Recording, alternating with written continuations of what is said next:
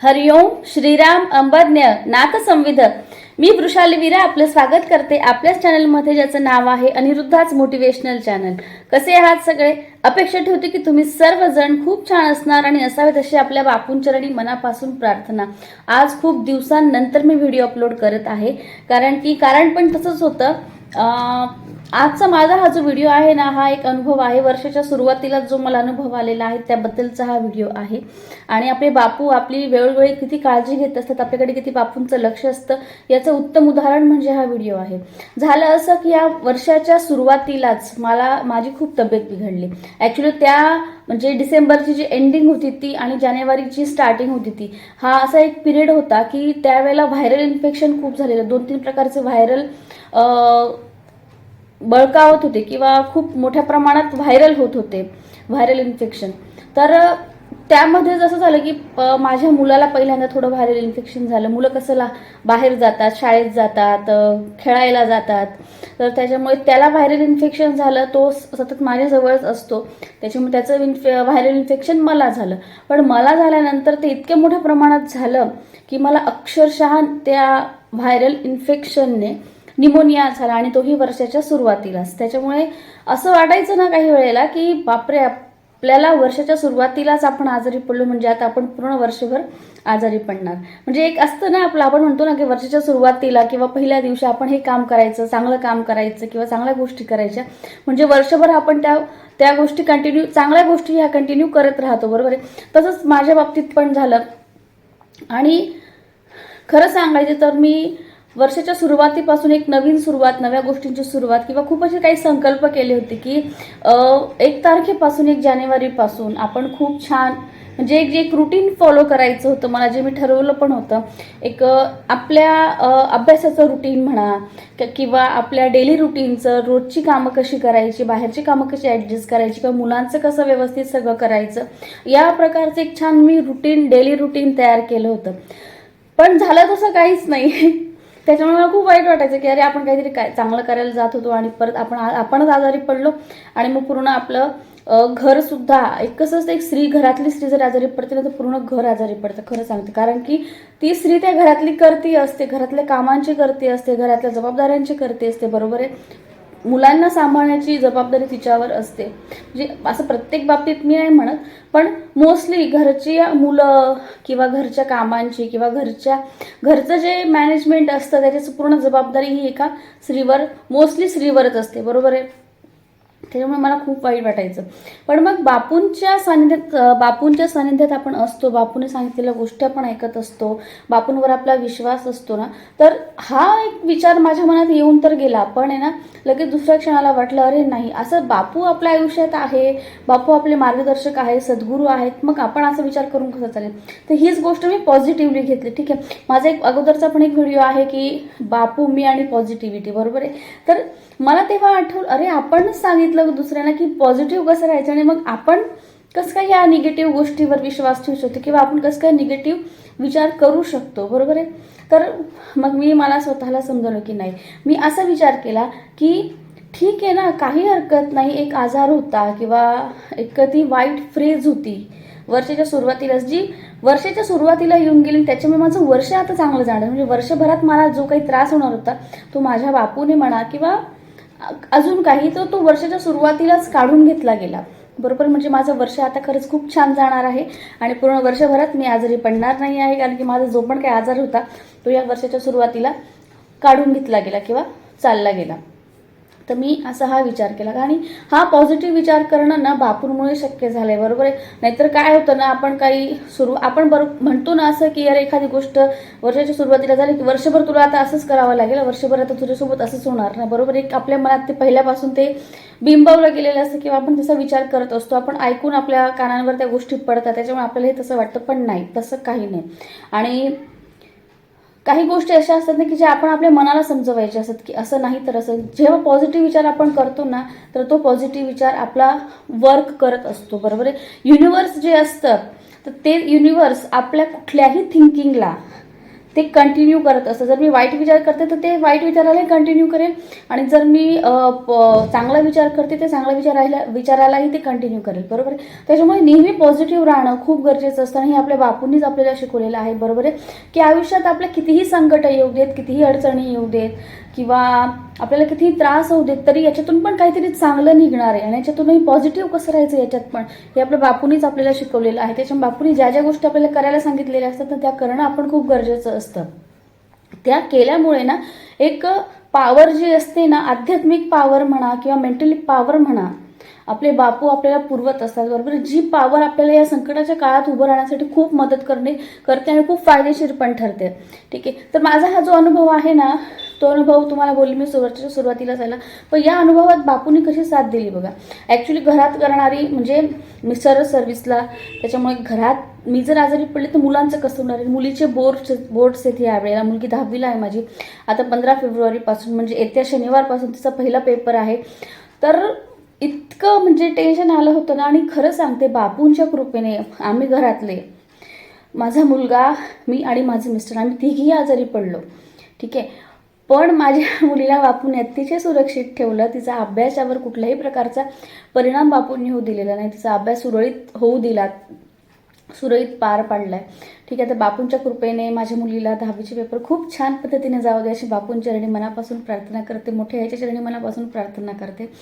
तर नक्कीच जातील. बरोबर आहे. आणि कसं झालं ना, त्याच्यामध्ये मला निमोनिया झाला. हे जे व्हायरल इन्फेक्शन होतं ना, ते इतकं झालं की मला निमोनिया झाला.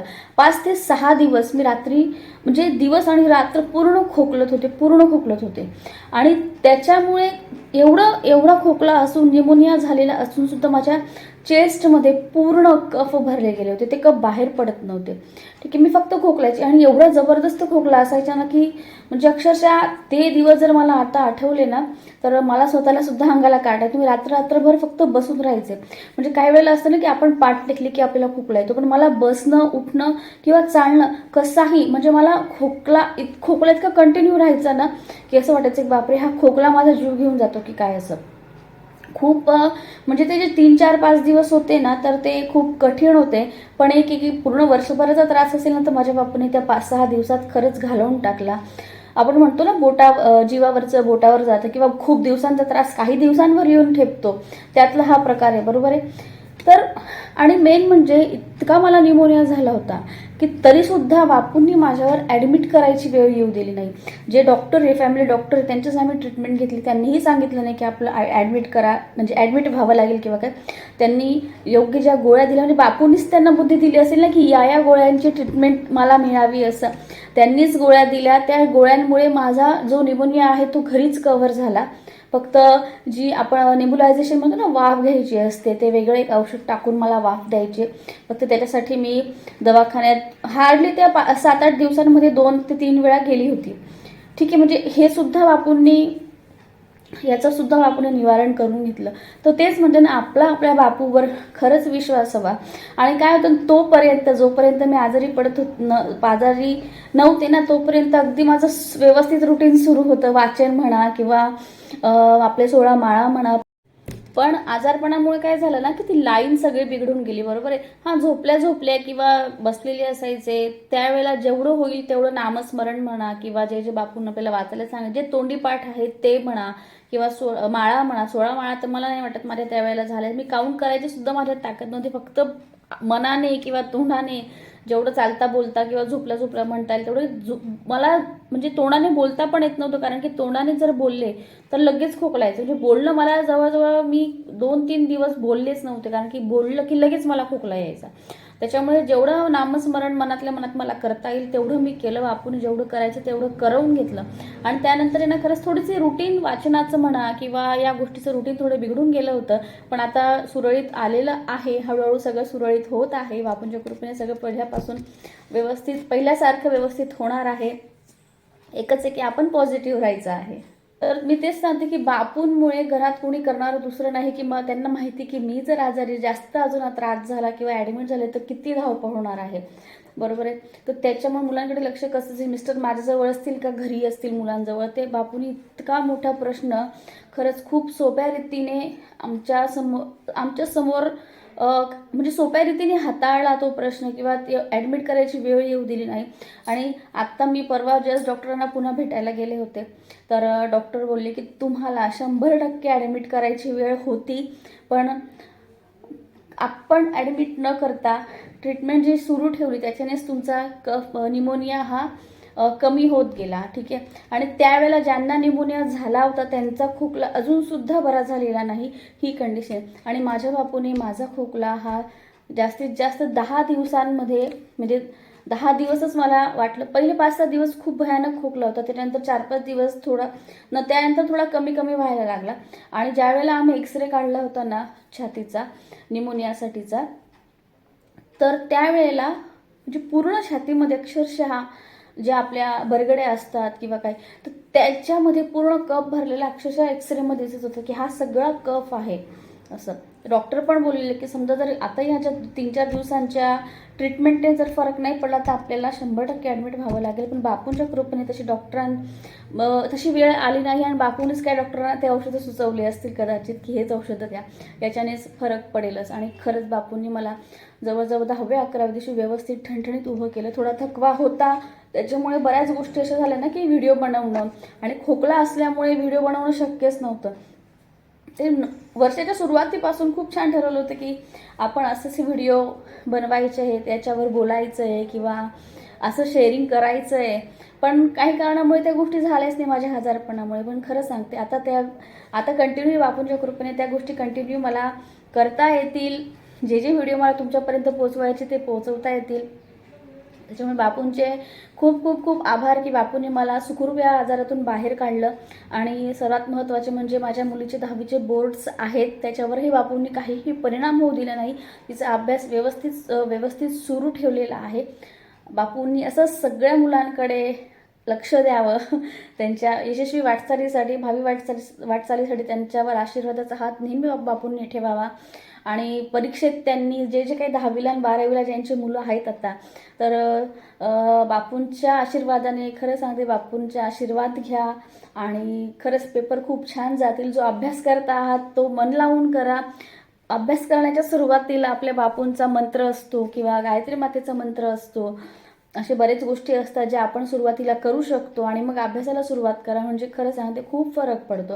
आणि खरं सांगू का तुम्हाला, तिचा प्रिलियमचा जो अनुभव होता ना तो असा होता की तिने ना बापूंना, स्वामींना प्रार्थना केली की बापू मी जे काही केलेलं आहे ना तेच प्रिलियमला येऊ द्या. आणि खरं सांगते तिच्या ज्या अगदी छान गोष्टी, म्हणजे तिचा ज्या गोष्टींबद्दल खूप छान अभ्यास झालेला होता त्याच्यावरच बराचसा पेपर होता. तिला खूप छान मार्क्स प्रिलियममध्येच पडलेत. त्याच्यामुळे जे पण कोणी अभ्यास करतात ते खरंच मन लावून आपल्या सद्गुरूंना स्मरून अभ्यास करा. आपले सद्गुरू आपल्या पाठीशी उभे आहेतच आणि योग्य गोष्टी सद्गुरू आपल्याकडून खरंच करून घेत असतात. फक्त गरज असते ती आपण करण्याची. बरोबर आहे. चला तर मग आजपुरता एवढंच. कसं वाटला तुम्हाला माझा आजचा अनुभव? आवडला असेल तर नक्कीच लाईक, सबस्क्राईब, शेअर नक्की करा. भेटूया नेक्स्ट व्हिडिओमध्ये अशाच एका छानशा विषयासोबत. तोपर्यंत हरिओम श्रीराम अंबज्ञ नाथ समविध.